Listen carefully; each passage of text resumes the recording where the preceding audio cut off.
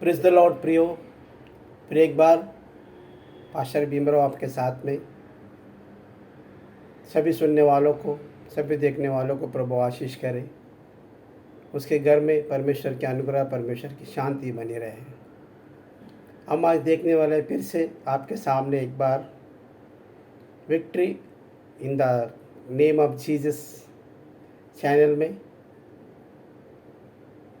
मैं फिर से आपके सामने क्रूस की कुछ बातों को लेकर आपके सामने उपस्थित हुआ हूँ। पिछले वीडियो में हमने देखा बराबास को, जो कैदी था। लोगों ने उसे छोड़ने के लिए अधिकारियों को उकसाया और अधिकारियों ने उसे छोड़ दिया और यीशु मसीह को अपराधी करके रख लिया। हम देखते हैं जब यीशु मसीह को क्रूस पर चढ़ाया गया था, जब वो क्रूस पे था, तभी उसके आजू बाजू में और दो कैदी लोग थे कर बाइबल में लिखा है, जो कि लूका की किताब उसका 25वां अध्याय में, लूका का किताब उसका 23वें अध्याय में 39 वचन में ऐसा लिखा है। वहाँ पे लिखा है, दो डाकू लोग उसके आजू और बाजू में थे, लेफ्ट में एक, राइट में एक, और बीच में यीशु मसीह को रखा गया था। कल हम देखते हैं दोनों अपराधी लोग जो है उनके अपराध के कारण वहाँ पे सजा पा रहे हैं, लेकिन यीशु मसीह अपराधी नहीं है। उसे लोगों ने षड्यंत्र रचकर, उसे पकड़वा कर, उसे अपराधी ठहरा कर उसे क्रूस पर चढ़ाया और बीच में उसे रखा कर हम देखते हैं। उन दोनों डाकू के अंदर एक डाकू परमेश्वर यीशु मसीह को देखकर ये कहता है, अगर तू परमेश्वर है तो, अगर तू परमेश्वर का पुत्र है तो तू भी बच जा और मुझे भी बचा ले कर उसने कहा। लेकिन यीशु मसीह ने उसकी बातों पर ध्यान नहीं दिया। बाइबल बताती है मनुष्य का जीवन, मनुष्य इतना अपने आप को जो है बुराई में फंसाया हुआ है कि अपने आप को इतना जो है तकलीफ में डाला हुआ है कि उसकी बुद्धि कुछ चल रही नहीं है। वो सजा पाने के वक्त में, वो मृत्युदंड के वक्त में भी वो आदमी अपने बारे में सोच रहा है।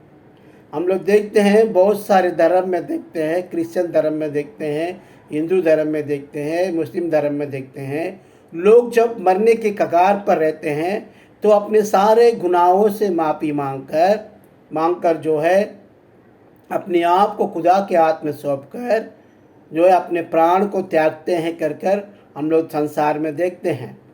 लेकिन यहाँ पर वो डाकू क्रूस के ऊपर भी जो है रहते वक्त भी जो है खुद अपराधी है, खुद वो दो डाकू है, फिर भी वो सजा पा रहा है। फिर भी जो है वो अपने आप के अंदर लालसा की वजह से यीशु मसीह की निंदा कर रहा है।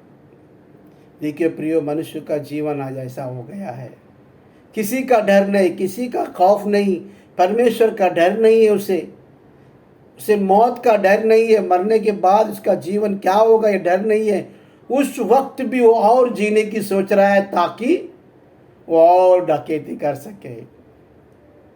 हम देखते हैं उसी जगह और एक डाकू जो है उस पहले डाकू को चिल्लाकर कहता है, चुप रहे, हम लोगों ने तो हमारी अपराधों की सजा पा रहे हैं, लेकिन ये भला मनुष्य अपराधी नहीं है, फिर भी वो अपराध में पकड़ा जाकर वो सजा पा रहा है।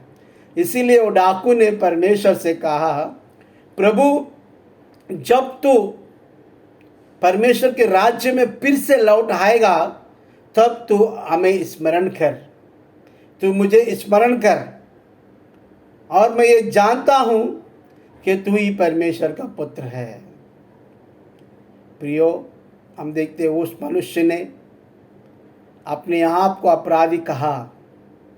उस मनुष्य ने अपने पापों को कबूल करके, परमेश्वर के पास कबूल करके उसने कहा, प्रभु तू फिर से जब लौट कर आएगा तो हमें तू याद कर, केवल तू याद कर। प्रियो, बाइबल बताती है परमेश्वर हमें सदा याद करता है। मनुष्य परमेश्वर को चाहे भूल जाए तो भी परमेश्वर कभी नहीं भूलने वाला परमेश्वर है। उसने कहा मैं जगत के अंत तक मैं सदा तेरे साथ में रहूंगा और तेरी देखभाल करूंगा कर बाइबल बताती है। और यीशु मसीह ने इस तरह से कहा।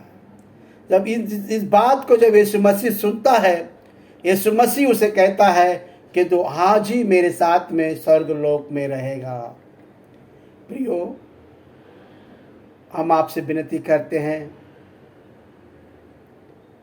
कि अपने सारे पापों, सारे गुनाहों से मन फिराकर परमेश्वर के बारे में सोचो, परमेश्वर के राज्य के बारे में सोचो।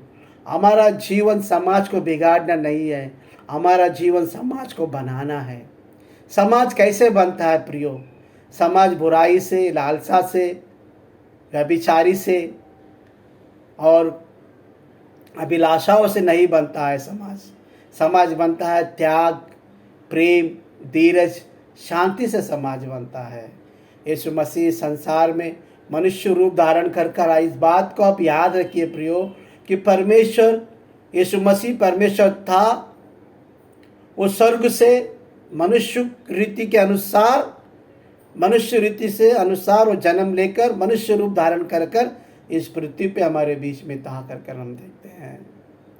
इसीलिए प्रियो, पापों से मन फिराओ, बुराई को छोड़ दो, एक दूसरे के साथ में अच्छा संबंध, अच्छा प्रेम से रहो और एक दूसरे से प्यार करो।